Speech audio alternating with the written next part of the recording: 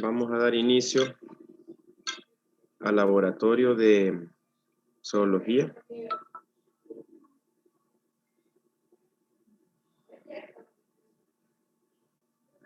Del primer periodo 2021. Bien, ustedes son la sección C, si no me equivoco, ¿verdad? Vamos a empezar a grabar la sesión. Antes de salir, por favor, les voy a pedir a todos, antes de terminar, no ahorita, vamos a habilitar las cámaras para sacar una imagen general de todo. Esto únicamente para que nos quede evidencia de que estamos en clases y que estamos recibiendo laboratorio en este momento. Entonces es lo único que vamos a hacer al final, pero eso lo vamos a dejar de posterior. Entonces, iniciando con el laboratorio del día de hoy, vamos a empezar a hablar sobre lo que son los protozoarios. Entonces, los protozoarios son un grupo de organismos unicelulares. Entonces, son microscópicos, pertenecen al reino protista. Los podemos tener de varios tipos. Los podemos tener heterótrofos. Recordemos la palabra heterotrofía. Indica aquellos individuos que dependen de una fuente externa de alimento para poder realizar la obtención de energía que estos requieren para poder subsistir. También hemos dicho de que son unicelulares. También dice aquí que hay fagótrofos. También los tenemos depredadores o detritívoros. Cuando hablamos de detritívoros nos referimos específicamente a aquellos que se alimentan de detritos, que son desechos que se pueden encontrar en el agua, procediente que pueden venir de lo que es específicamente materiales orgánicos que se han ido disolviendo en el agua. Entonces, cuando se refiere a mixótrofos puede incluir aquellos organismos que se alimentan de más de una fuente de alimento. Aquí falta algo, necesito que también lo anoten, que algunos de ellos pueden ser autótrofos. La palabra autótrofo indica que son organismos que pueden producir su propio alimento, y desde el momento en que mencionamos que son autótrofos, tenemos que inmediatamente relacionar un organismo con el asunto de la presencia de cloroplastos. Los cloroplastos son organelos específicos de las células que tienen la capacidad automática de poder producir alimento. Entonces, en ese sentido, siempre que hablemos de cloroplastos, tenemos que relacionar que un individuo que los tenga en su organismo tiene la capacidad de poder elaborar su propio alimento, como en el caso de las plantas que tienen alta cantidad de cloroplastos en las hojas, ¿verdad? Entonces, asimismo, pasa con estos microorganismos. Algunos de ellos pueden hacer una especie de fotosíntesis gracias a la presencia de estos cloroplastos, y por lo cual se denominaría que pueden ser organismos también autótrofos. Aquí dice que también pueden vivir en medios húmedos o directamente en medios acuáticos, ya sean aguas saladas o aguas dulces, como parásitos de otros seres vivos. Muchos de estos pues están muy relacionados con gran cantidad de enfermedades, ¿verdad? Entonces, eso también es algo que debemos tomar en cuenta. Hablando de este grupo de los protozoarios también tienen una característica interesante y son su medio de locomoción. Antes de eso, vamos a hacer un esquema general que podríamos mencionar, que podría aplicar para todos los protozoarios que vamos a ver el día de hoy. Lo primero es que en esta célula siempre vamos a encontrar un organelo grande justo al centro. En algunas ocasiones puede estar desplazado hacia cualquier lado de la célula, pero siempre va a ser notablemente grande. En ese caso, aquí estamos utilizando una célula cualquiera, un esquema común únicamente para esquematizar lo que queremos demostrar. De manera que aquí vamos a poder observar al centro un gran núcleo. Entonces, todas las células autótrofas siempre van a poseer un núcleo bien definido y bastante grande, cosa que no ocurre con los otros organismos, ¿verdad? Con los procariotes. Los procariotes, a diferencia de los eucariotes, tienen núcleos no tan definidos, mucho más pequeños. En cambio, aquí en este individuo, eucariote, pues, va a haber un núcleo bastante grande y muy bien. Alrededor del núcleo siempre vamos a encontrar un material bien importante para la célula y precisamente recibe el nombre de citoplasma. Entonces, si ustedes pueden ahorita dibujar en sus cuadernos el esquema de una célula, pueden hacer un círculo grande, luego hacen un círculo pequeño, luego con una flecha vamos a señalar que esto es el núcleo.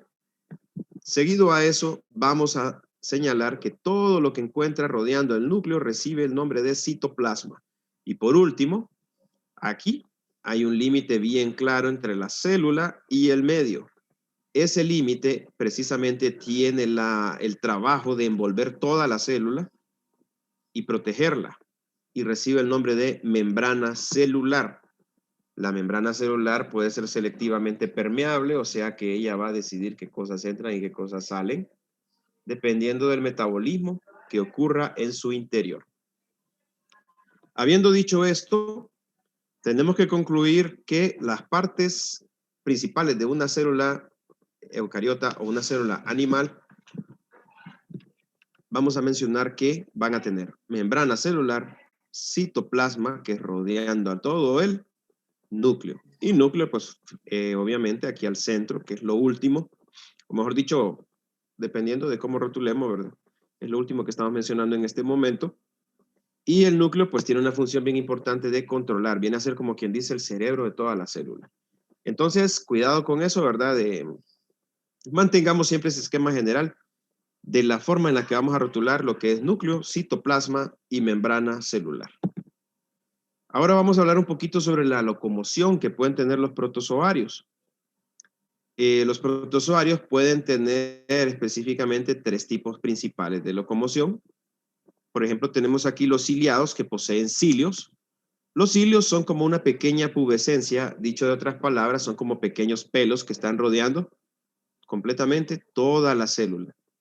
Estos cilios están pegados a la membrana celular, tal como ya hemos venido viendo nosotros en el esquema anterior, que la membrana celular siempre va a ser todo lo que está a la orilla de toda la célula. El núcleo, bueno, en este caso no se aprecia mucho, pero es este que está aquí. Vamos a observar aquí el núcleo. El citoplasma ya sabemos que siempre se va a encontrar rodeando lo que es el núcleo. Entonces, los organismos ciliados, muchos de ellos pueden ser de vida libre, otros pueden ser parásitos, y aquí pues tenemos uno de los casos más comunes, que es el caso del paramecio, que precisamente lo vamos a ver hoy. Como parte del manual tienen que hacer un esquema con este paramecio. Y bueno, es el primer organismo que vamos a citar para ejemplificar el caso de protozoarios con locomoción de tipo ciliada o cilios. Entonces recordemos que los cilios son pequeños pelos que recubren todo el organismo y que ayudan a la locomoción. Bien. Luego vienen los flagelados. A diferencia de los ciliados, los flagelados poseen únicamente, en la mayor parte de los casos, no digo que sea así, un flagelo. Este flagelo viene a ser como una especie de látigo, muy similar al que poseen los espermatozoides. De hecho, también los espermatozoides poseen un flagelo, y este flagelo tiene 2 funciones. Tiene la función de desplazamiento y la función de alimentación. El movimiento es diferente. Si un flagelado está moviendo el flagelo desde la base de la cola hasta la punta de la cola, el flagelado está haciendo una labor de desplazamiento. Si el flagelado mueve el flagelo desde la punta del flagelo hacia la base, el flagelado está realizando un movimiento para lograr succión, por lo tanto, alimentación. Entonces, si de la base hacia afuera, desplazamiento; si de la punta del flagelo hacia la base de este, sería succión, por lo tanto sería alimentación. Entonces aquí tenemos el caso del trypanosoma, que precisamente vamos a hablar de él un poquito más adelante el día de hoy. Y también pues aquí precisamente la mayor parte de ellos son parásitos. Luego vienen los rizópodos. Los rizópodos, pues su tipo de movimiento o desplazamiento es por pseudópodos. La palabra pseudo siempre va a significar falso.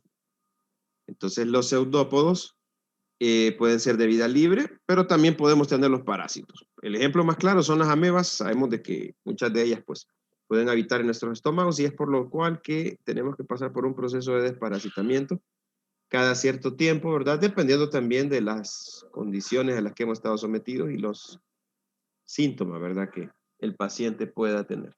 Entonces, ¿qué son los pseudópodos? A diferencia de los ciliados y los flagelados, los pseudópodos no son tan notables como lo podemos observar en cilios o en flagelos. Los pseudópodos son como estas estructuras alargadas que vemos aquí como en forma digitiforme. Aquí podemos ver una imagen en donde lo podemos ver. Todos estos son pseudópodos, vean. Y pues precisamente también tienen la función de desplazamiento. Algunos son digitiformes, también pueden ser muy utilizados para lograr lo que es la alimentación. Luego tenemos los esporozoarios. ¿Por qué no incluimos a los esporozoarios dentro del grupo de los organismos con movimiento? Esto es porque los esporozoarios son inmóviles. Digamos que estos pueden estar fijos a un sustrato o simplemente no requieren de movimiento para realizar sus funciones. También son parásitos, como en el caso de Plasmodium. Entonces, hay que reconocer de que estos son los tres tipos de los que son con movimiento y tenemos un siguiente tipo que es que carece de movimiento y son los esporozoarios. Aquí vemos nuevamente pues el esquema de una ameba. Aquí vemos el núcleo más grande en el centro. Vemos el citoplasma rodeando al núcleo. Vemos los organelos también aquí. Y aquí también podemos señalar perfectamente los pseudópodos. Los pseudópodos en este caso serían este que está acá, este otro. Aquí tenemos otro. Aquí hay más. Y luego vemos los organelos y vemos el núcleo aquí en esta parte central, que es el más notable de todos los organelos presentes. Ahora pasamos con Euglena y Paramecium. En el caso de Paramecium, habíamos dicho que era un ciliado. Ahí se los pide en el manual que lo identifiquen y lo rotulen.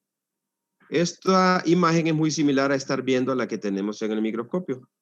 Pero como en este momento no estábamos haciendo el laboratorio presencial, sino que todo es virtual, ustedes pues van a tomar estas imágenes que ya les he mandado yo en la presentación y se van a dividir en 4 grupos. Recuerden esa parte.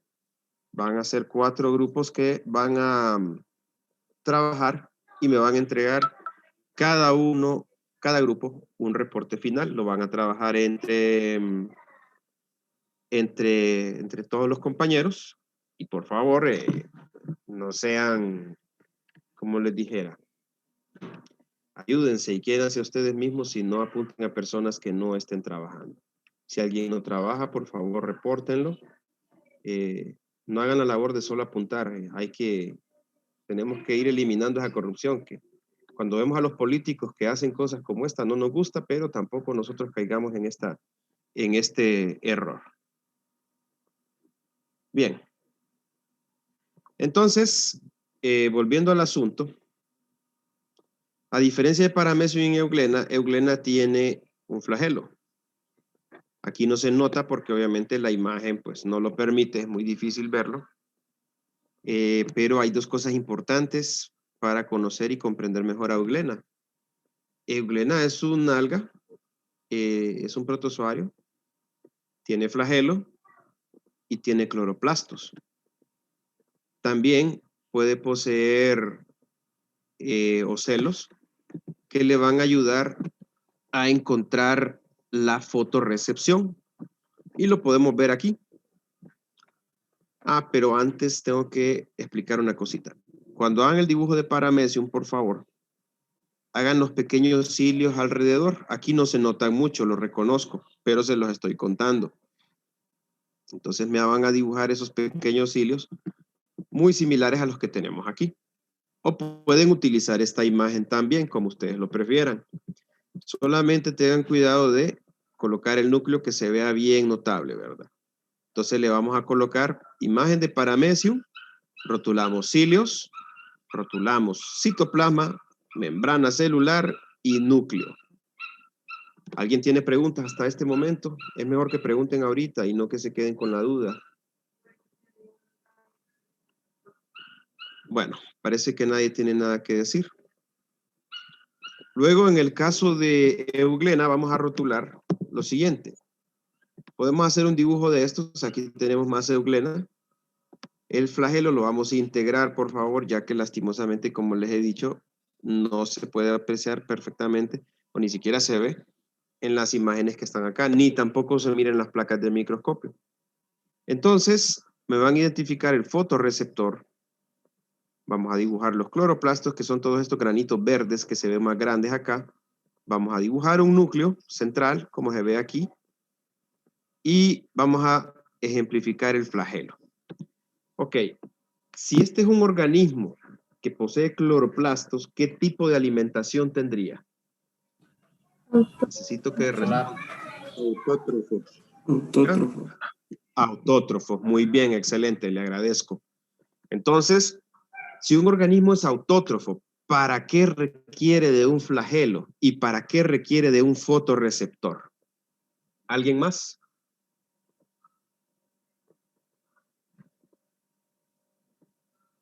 Esta es una pregunta en la que hay que pensar un poquito y entender con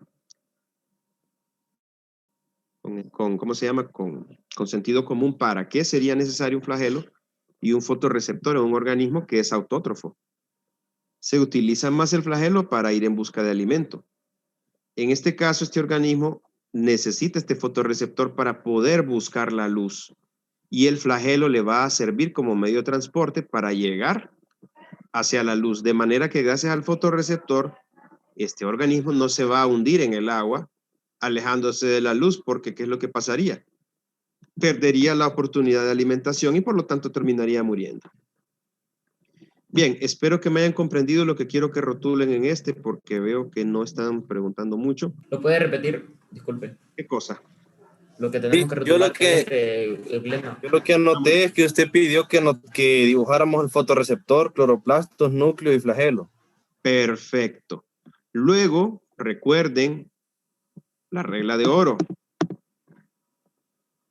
En toda celulita que me dibujen me van a colocar núcleo, citoplasma y membrana celular. Entonces, si nos vamos a euglena, núcleo, citoplasma y membrana celular. Entonces tengamos cuidado con eso, que no se nos olviden esas tres partes. En el caso de euglena, sí les pido como extra el dibujo de los cloroplastos, el fotorreceptor y el flagelo. Esto me lo van a hacer en un dibujito hecho a mano, ¿verdad? Luego pasamos a espirogira. Espirogira es un alga colonial también que se une en grandes líneas.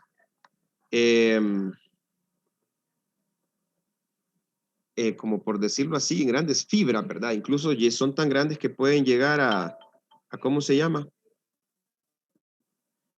Pueden llegar a ser notables al ojo humano. Y pues es precisamente porque, como les digo, son algas que se han constituido colonialmente pegadas una tras otra. De estas, pues, vamos a rotular. Citoplasma siempre va a estar aquí. Vean ustedes la forma espiralada en la que los cloroplastos se han dispuesto. De manera que, aunque el núcleo está cubierto de la luz, no es necesario que éste reciba luz, porque los cloroplastos son los encargados de fabricar el alimento que éste va a recibir para poder continuar con sus funciones. Entonces, el citoplasma pues también va a estar aquí regado. Las vacuolas están acá. Y bueno, los cloroplastos están alargados acá. Entonces, todo esto es un cloroplasto y aquí hay unas estructuras que se llaman pirenoides, pero esas no me interesan por este momento. Únicamente quiero que expliquemos eso. Hay una cosa importante aquí que, como ven acá, tiene una membrana celular, pero como esta es un alga, también tiene una siguiente estructura que recibe el nombre de pared celular Y esta estructura es más común de encontrar en los organismos vegetales. Los organismos animales carecen de ella. Entonces, necesito que en esta sí, por favor, me identifiquen la pared celular, la membrana celular, que están inmediatamente después la una de la otra. El citoplasma rodeando al núcleo. Luego vamos a colocar el núcleo en la parte central, tal y como se ve aquí. Los cloroplastos, como ya les mencioné, que están en esta forma espiralada rodeando al núcleo. Hay otra estructura que creo que se las pide ahí en el manual y son las células compartidas o la... Revise, por favor, alguna persona que me pueda ayudar porque no podría salirme de la presentación y abrirlo. En todo caso, si les habla de alguna estructura compartida, pues esa estructura es precisamente esta que estoy señalando con el puntero. Para que, bueno, el sentido común también nos lo dice, ¿verdad? De que aquí tenemos una y aquí comienza la otra. Por lo tanto, los caracteres compartidos serían estos que están aquí al centro. Se llaman mucílagos esto, ¿verdad?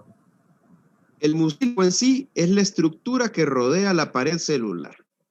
Pero hay unos canales compartidos que se dan aquí en medio. Entonces, esos son los que les pregunto si salen en el manual, si se los pide. Entonces, para eso, vámonos a la placa que dice espirogira y leer qué es lo que nos está pidiendo, que aquí se mira un poco más claro eso que les menciono. Células compartidas. Entonces, ahora vamos a hablar. Repítame. Células compartidas pide el manual. Ah, perfecto. Entonces son estas dos, ¿ve? Solamente señalen acá con una flecha. Porque si son organismos unicelulares, pues tanto esto como esto es una célula independiente, pero esta estructura es lo que ambos organismos comparten. Bien, pasamos a tripanosoma. Vamos a hablar un poquito de este parásito, este protozoario eucariota unicelular y flagelado. Vean ustedes que todo lo que hay son glóbulos rojos. Los glóbulos rojos tienen esta figura redonda y los vamos a ver dispuestos en toda la placa que estamos observando. Ahora vean ustedes aquí que se ven como unas pequeñas hebras que parecen como pequeños gusanos. Precisamente ese es el tripanosoma. Por lo cual, esta muestra de sangre nos está indicando que la persona que está observando, la persona a la que corresponde esta muestra de sangre, posee una enfermedad llamada el mal del Chagas. Aquí podemos observar esta imagen de tripanosoma ya más grande. Vemos aquí toda la célula del individuo, observamos el núcleo, la membrana celular, vemos aquí el flagelo en la parte terminal. Diga.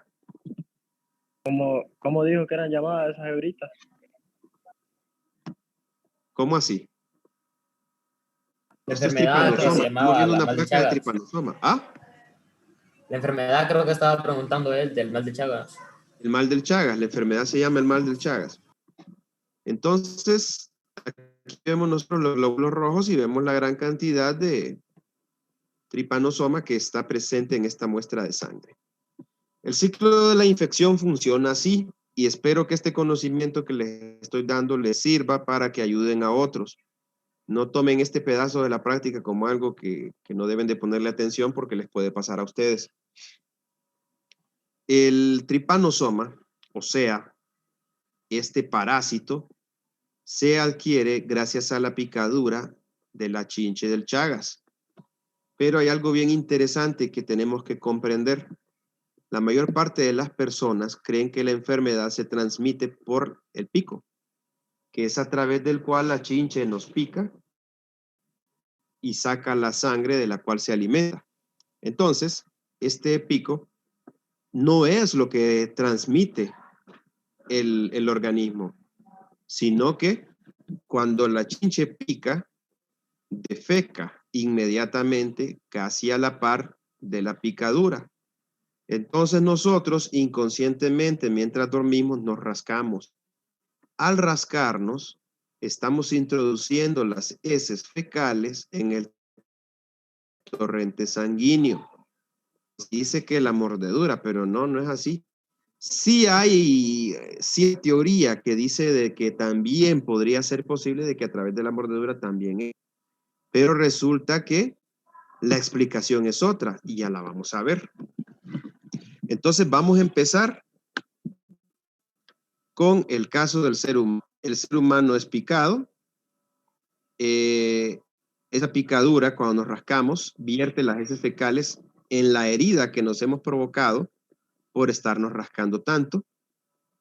En esta etapa, estos trimastigotes, tripomastigotes, entran al torrente sanguíneo. Ahora, hay una cosa bien interesante. Hay otros organismos que también tienen que estar representando parte del ciclo, como en el caso de los cuzucos, los armadillos. Los armadillos son reservorio del mal del Chagas. Y hay una gran cantidad de mamíferos en el monte, en la naturaleza, que son reservorios del mal del Chagas y que tienen tripanosoma en su sangre. Pero, debido a que estos organismos no padecen el mal, no mueren, sino que el organismo solamente está funcionando como un reservorio. Entonces, la chinche del Chagas tiene que haber picado antes un armadillo y haber adquirido a través de su pico lo que es el tripanosoma. ¿Qué ocurre cuando la chinche ha picado un armadillo que tiene estos parásitos y ella los mete en su estómago? Pues resulta que en el intestino medio llegan este tripanosoma en una etapa de desarrollo que se llama epimastigotes. Luego, al llegar esta chinche al intestino medio de la chinche del Chagas, ojo, de la chinche del Chagas, aquí se multiplican. O sea que hay una parte de reproducción que se da dentro del insecto. Y luego estos van creciendo y pasan a una fase que se llama tripomastigotes. El tripomastigotes ya está en las heces fecales de la chinche y cuando se da la mordedura, el ser humano se rasca, vierte las heces fecales y el tripomastigotes entra al torrente sanguíneo y ahí cambia la forma. Todos estos que tienen estos nombres que tripomastigotes, que epimastigotes y aquí que reciben el nombre de amastigotes, todos estos son estadios de desarrollo como la metamorfosis, similar a la metamorfosis de un insecto. Entonces, aquí es donde entran las células, se convierten, empiezan a proliferar. Y es de esta manera como el Chagas nos empieza a afectar y la enfermedad es una enfermedad que dura muchísimos años. Hay personas que se van dando cuenta que tienen el mal de Chagas años después. Se caracteriza por un agrandamiento del corazón y al final las personas terminan muriendo por insuficiencia cardíaca. El corazón se vuelve tan grande que es rodeado por los pulmones y pues sabemos de que prácticamente el corazón empieza a ser aprisionado, ¿verdad? Por la caja torácica debido al tamaño que él mismo ha ido tomando. Aquí tenemos los dos tipos de chinche del Chagas más común, Rhodnius prolixus y Trypanosoma cruzi. Para reconocer a Trypanosoma es bien sencillo. Vean ustedes una orilla completamente anaranjada y muchísimos puntos negros en todo el alrededor.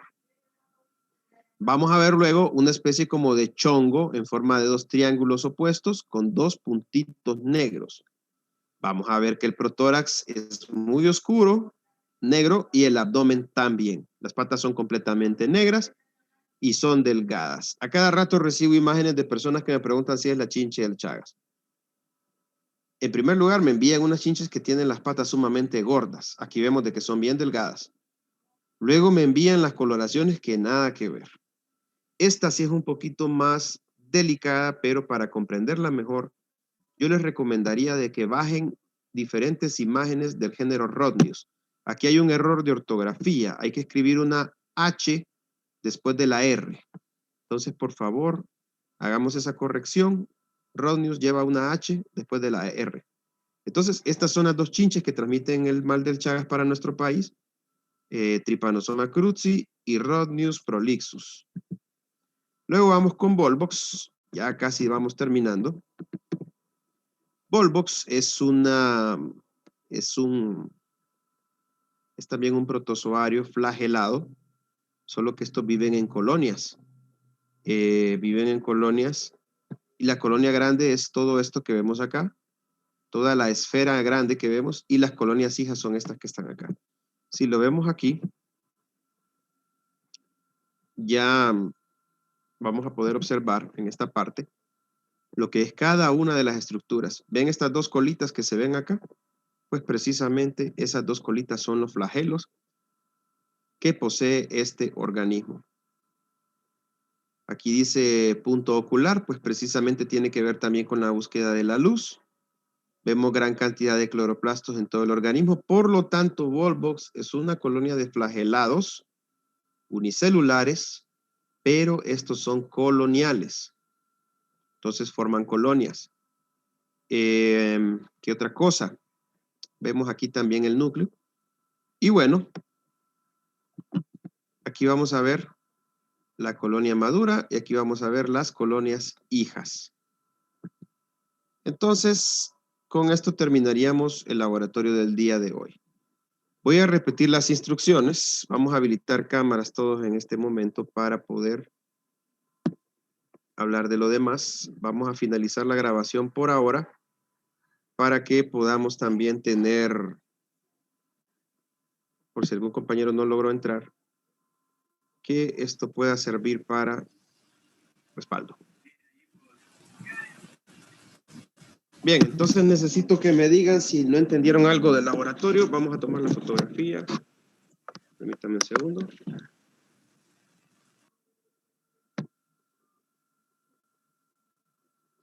Muy bien, a la cuenta de 3, por favor, pongan la cara guapa para que no salgamos.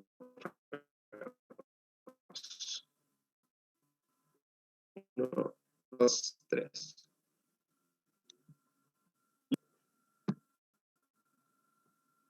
Entonces, como les estaba explicando, ¿cómo vamos a trabajar en el laboratorio? Bueno, se van a dividir en los grupos que creo que ya organizamos la semana pasada, si no me equivoco. Vamos a realizar un reporte por cada grupo, son 4 grupos en total. Lo van a trabajar en base al manual y me lo van a enviar. Todavía, permítanme confirmar si ya tengo acceso al campus virtual para que lo puedan enviar por el campus virtual. En su defecto, me lo tendría que enviar por WhatsApp el día de la próxima práctica. Tiene que estar a las 12:30, tal como empieza la clase.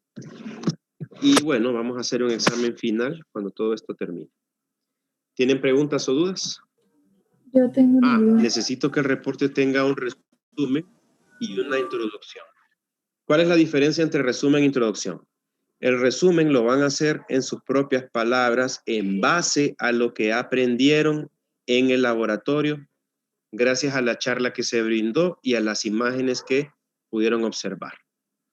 Las conclusiones, perdón, la introducción la van a hacer con 3 fuentes